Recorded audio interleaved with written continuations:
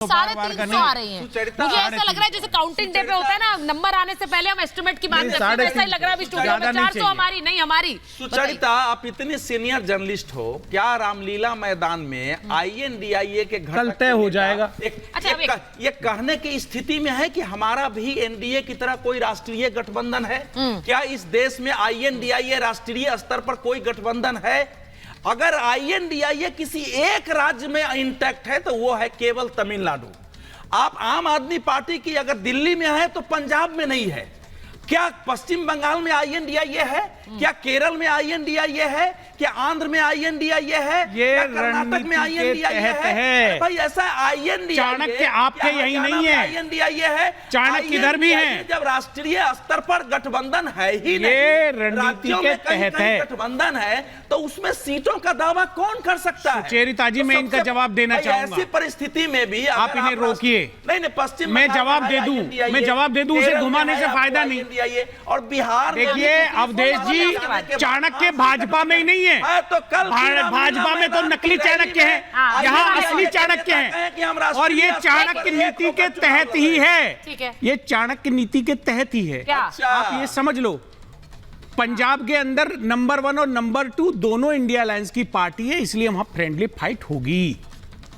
चाणक्य भाजपा में ही नहीं होते, चाणक्य और पॉलिटिकल पार्टियों में रणनीति के तहत अच्छा। इसका लाभ मिलेगा इंडिया अलायंस को। अलायंस के अंदर है, अलायंस है। पंजाब में सबसे बड़ी समस्या यही है कि आम आदमी पार्टी ने वहां पर कांग्रेस के नेताओं को जेल में डाला। वहां पर जो यूनिट है वो नाराज है आम आदमी पार्टी से। वहां पर आप गठबंधन कर नहीं सकते। फ्रेंडली फाइट नहीं है, वहाँ एक्चुअल फाइट है। एक्चुअल फाइट में ही तो सीटें आएंगी। लेकिन पंजाब से जो आम आदमी पार्टी के सांसद चुन के आएंगे वो इंडिया अलायंस के प्रधानमंत्री का समर्थन करेंगे। There is no democracy in West Bengal. Adhir Ranjan Chowdhury Mamata Banerjee को डिक्टेटर कर रही है। बाद भी ममता बनर्जी के चुने हुए सांसद केंद्र में श्री राहुल गांधी को प्रधानमंत्री बनाने के लिए अपना समर्थन पत्र प्रस्तुत करेंगे। मुझे ये बताइए एक एक करके, मैं एक चीज पूछ रही हूँ, कल ममता बनर्जी नहीं आ रही है मंच पर, क्यों नहीं आ रही है दुष्यंत जी?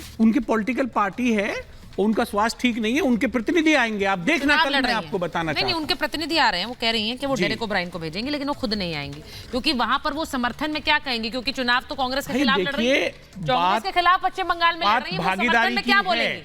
हम सब एकजुट होकर लड़ेंगे। लेकिन हम तो आपस में अलायंस का अटूट अंग है। वो अपना राज्य में अपने तरीके से चुनाव लड़ रहे हैं, उसके लिए उनका स्वागत है। लेकिन उनके चुने हुए सांसद तो हमारे ही साथ है। तो अच्छा, उनके चुने हुए सांसद हमारे साथ हैं। वहाँ डेमोक्रेसी देश में बचाने के लिए कांग्रेस और टीएमसी देश में बचाने के लिए भाजपा को हराना है, और राज्य में बचाने के लिए अलग रणनीति है। सर, ऐसा है कि सिद्धांत केवल नहीं, व्यवहार और चेहरा देखा जाता है। आपकी तस्वीर बता रही है, तस्वीर ऐसी परिस्थिति में भी विपक्ष तथा कथित विपक्ष एक होकर अपने स्वार्थ को तिलांजलि देने के लिए का घोटाला जनता उसी रूप में लेगी। और आज वो आपके साथ हैं। चुनाव में जनता पार्टी का चुनाव में सुनिए, सामूहिक मनोविज्ञान में सबसे बड़ी भूमिका होती है, और पब्लिक के ऊपर साइकोलॉजी ये है। अगर टीएमसी अलग करना चाहती है तो उसका स्वागत है। ठीक है, लोकतंत्र तो चुनाव से ही चलता है ना भाई साहब। मैं किसी भी व्यक्ति से बोल रही हूँ, सब मेहमानों से बोल रही हूँ, एक दूसरे पर हावी होने की कोशिश मत करिए, एक एक करके बात रखेंगे तो बेहतर जाएगी। बड़ी खबर एक और बता रही हूँ, और ये शाजिया जी आपके लिए अच्छी खबर है कि बिहार में सब कुछ सॉर्ट आउट हो गया है, क्योंकि खबर है कि एलजेपी उम्मीदवारों की लिस्ट जारी हो गई है। हाजीपुर से चुनाव लड़ेंगे चिराग पासवान। हाजीपुर की सीट चिराग पासवान, वैशाली से वीणा देवी एलजेपी उम्मीदवार होंगी, खगड़िया से राजेश वर्मा को टिकट मिला है, समस्तीपुर से शांभवी चौधरी को टिकट, जमुई से अरुण भारती को एलजेपी का प्रत्याशी बनाया गया है। तो जो सीटें चिराग पासवान को दी गई थी उन पर उन्होंने उम्मीदवारों का ऐलान कर दिया, और हाजीपुर से चिराग ही हैं।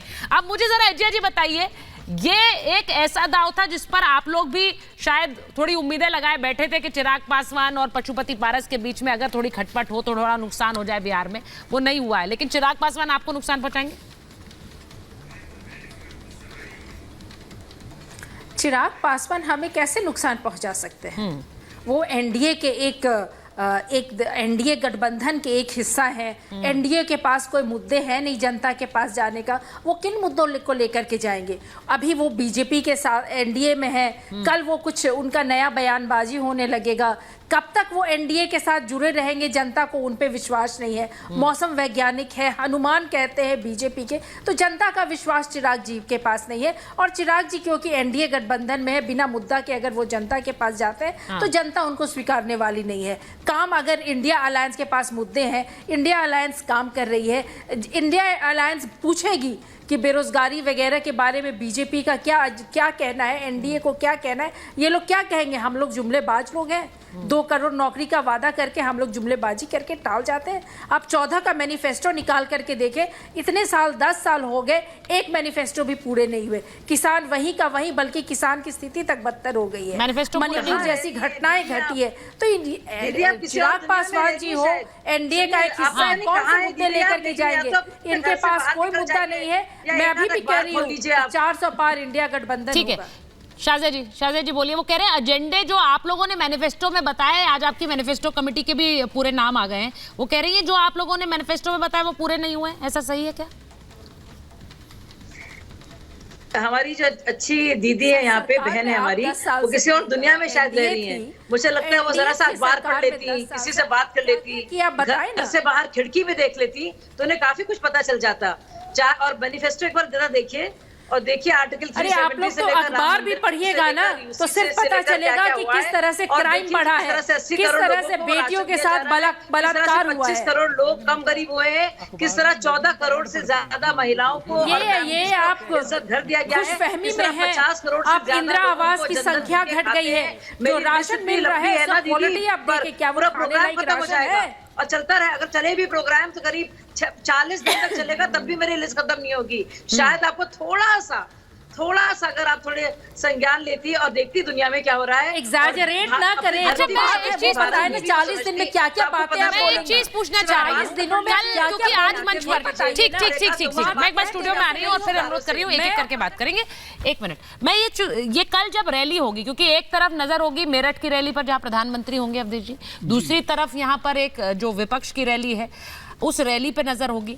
वहां पर ये बार बार पूछा जा रहा है कि क्या मंच पर सुनीता केजरीवाल होंगी, क्या उन्हें एक नेता के रूप में प्रोजेक्ट किया जा सकता है? मैं आपसे पूछ रही हूं कि क्या ये सही मंच होगा अगर अरविंद केजरीवाल को किसी को आगे करना है? बतौर पत्रकार हमें देखिए, अरविंद केजरीवाल जी के जाने के बाद सुनीता जी जिस ढंग से उस कुर्सी पर बैठ के सामने आई हैं, वो एक प्रोजेक्शन है बताने के लिए कि सुनीता में भी पॉलिटिकल इंस्टिंक्ट है। ये राजनीतिक कर सकती हैं, ये राजनीतिक बयान दे सकती हैं, इनको अपने शब्दों पर कमांड है, इनके हाव भाव है। तो एक प्रोजेक्शन तो हो गया है कि आने वाले समय में अरविंद केजरीवाल जी बहुत चतुर व्यक्ति हैं, जब वो अंदर गए होंगे, जाने की संभावना सारी तैयारी से गए हैं। इसलिए अगर कल वो आते हैं तो मुझे आश्चर्य नहीं होगा, मैं उस पर सर्टेन नहीं हूं।